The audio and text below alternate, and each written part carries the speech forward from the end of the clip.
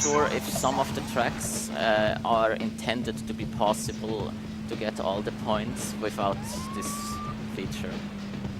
I'm not even sure about that. Now I reset myself just because I had to backtrack for a box. Like, having to backtrack, then it's really important that you always know which boxes you missed. Because if you get confused, yeah, it will be difficult to go back sometimes.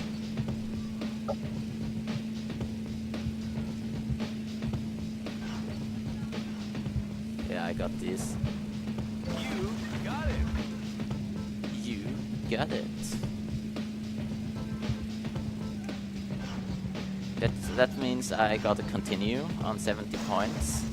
On easier difficulties, I would need less points, but in bonus circuit I need 70.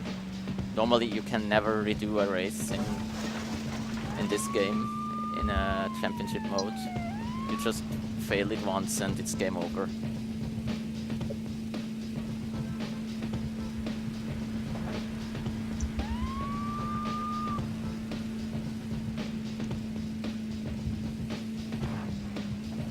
Oh, and I'm really lucky that I got this one. I was somewhat scared about it. Now I'll just go safe for this 5-point box.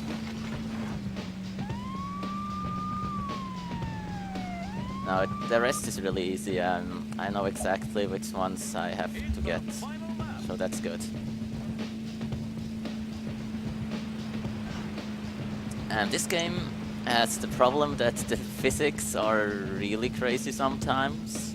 Like, if you land from a jump like this, it can just go perfectly smooth like it did, or it can just randomly decide to give you a gigantic slowdown or just let you jump a second time. And it's really hard to learn to control things like that. And I think I just forgot 2 boxes in the town. That's really great, because I can't go back now. But I'll just continue anyway. It doesn't really matter for a marathon.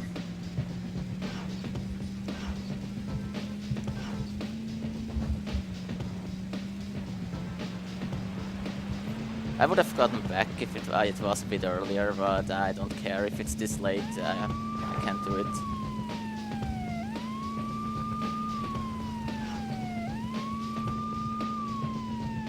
So this is all there. When he's using the siren, the other cars will stop. So that's why it's pretty easy to win the races. Normally, if you do the tracks with this car, they will usually not be a problem. But on some tracks, even if you go on world record speed, they will always catch you at some set points.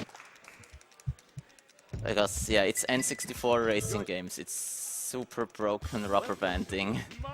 We all know and love that. And once again at the start, I will just do this to start at the set speed, which is the fastest way to accelerate, and I will just let them stop. So I have my time.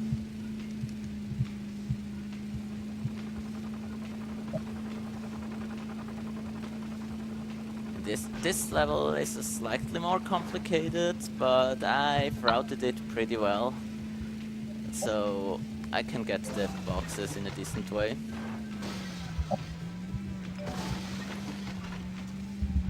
I just get these 2 here, reset and hold left. It just puts me right to that box.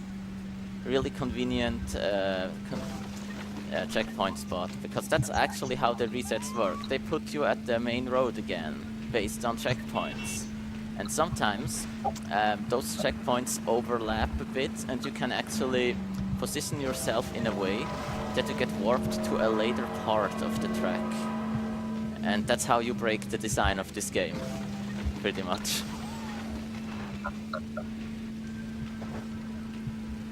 There are 2 sets of boxes here that I could get in 1 lap, but I will do them in 2 instead because it's faster. I timed that at some point.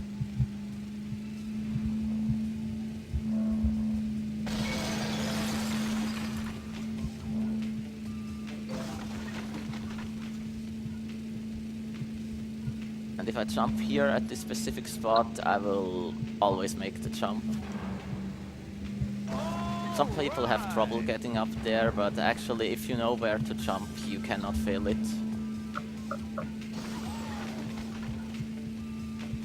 The actually difficult box in this level is another one that is coming up soon.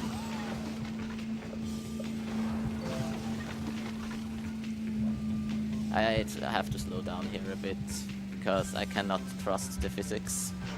Never trust the physics of this game. Okay, smooth landing, and I'll now just slowly collect this one. This used to give me a lot of trouble, and it probably is one of the most hated boxes to get for any casual player.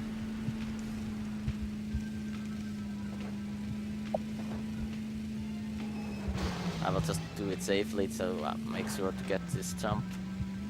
Swag cam.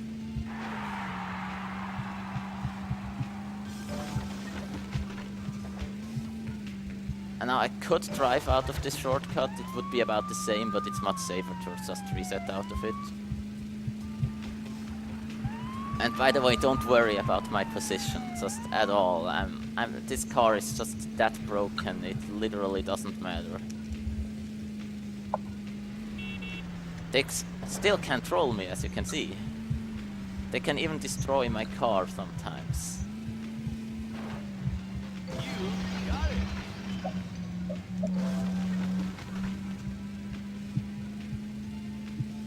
Then I drive in here, get the remaining two, and reset. And since I already got those ones up there at the shortcut section, I will go for wall boost now. And I got it. By hitting that wall on that angle, I can actually get a speed boost and get a shorter jump, which is really good because you never want to be in the air in this game. And how did I just miss that box? I'm not going back for it in a marathon. Like, it would look terrible, sorry. Like, it wasn't even my fault, I have to explain that. Like, and if you do a jump in this game, you can either get a normal jump, an extremely high jump, or an extremely low jump. And you don't really have 100% control over what type of jump you will get. So if the game wants to troll you, it will do it.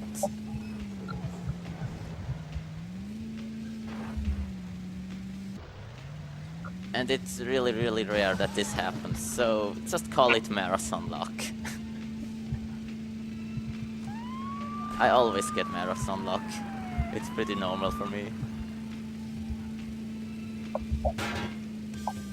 But as you see, I can go back for this one.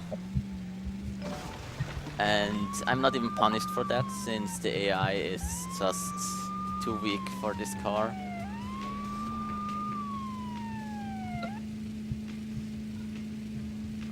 And I use the reset just to slow myself down. Just conveniently enough, a reset is not just good to accelerate, it's also really good to slow down sometimes.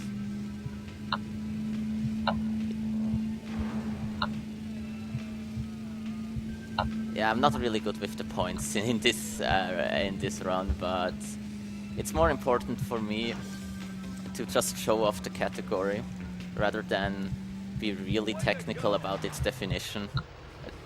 I really just want to show that this is an amazing, underrated game. Welcome to Inferno. Can you explain a little about the game mechanics, not just the physics? Yeah. This game is actually, if you think about it, not that complicated. I mean, you pretty much just hold A. And there's a few little techniques you can do, but the complicated parts are the details. We established that the physics are random and annoying, but you can control them up to some degree.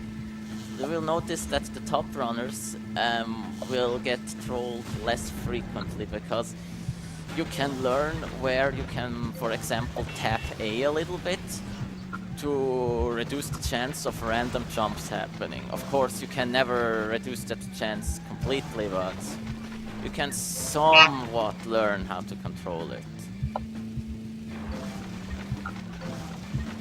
There's actually another technique called set turning that I will show in this level to preserve speed in those really tight turns. And that's actually a technique you have to use to get a world records.